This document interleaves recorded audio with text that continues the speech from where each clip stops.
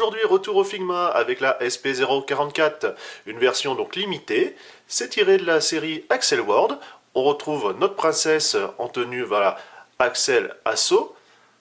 On va regarder ça d'un petit peu plus près. Donc toujours la boîte assez colorée. On retrouve ses papillons, le personnage qui est présenté. On va avoir comme ça deux visages supplémentaires et quelques petits accessoires.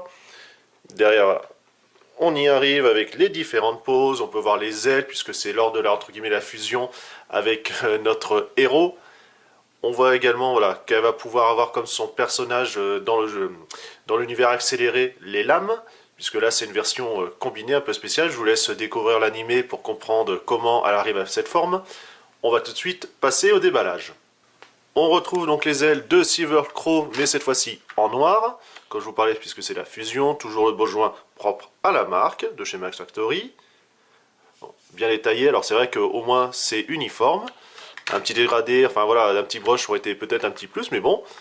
Ici, une rallonge pour le stand, qui va permettre comme ça de placer la figurine un petit peu plus haut, comme si elle volait. On trouve à l'intérieur les jambes, avec les chaussures, l'articulation voilà, au niveau de la cheville. Ici, la petite attache qui va te permettre comme ça voilà, de cacher, pour comme ça ne pas non plus voilà, abîmer au niveau peinture ou haute. Donc je vais la remettre.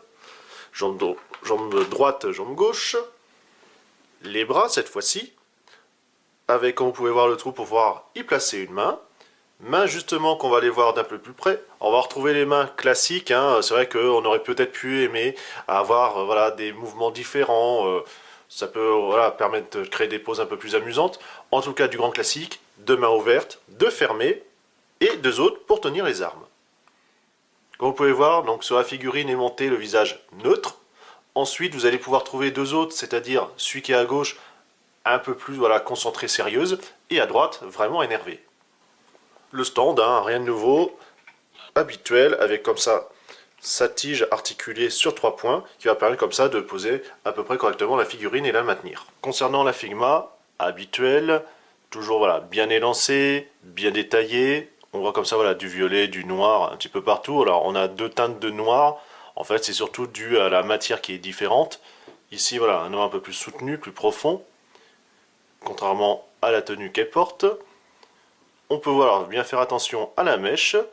Bon, ça a l'air quand même assez souple, mais voilà, ça serait un peu dommage de la casser et de devoir la recoller. On a ici ces petites antennes, alors là par contre c'est du plastique dur. Ces pointes également à faire bien attention, là aussi.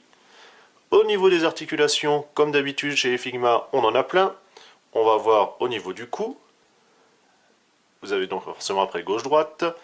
Vous avez au niveau du torse, ici. Après, voilà.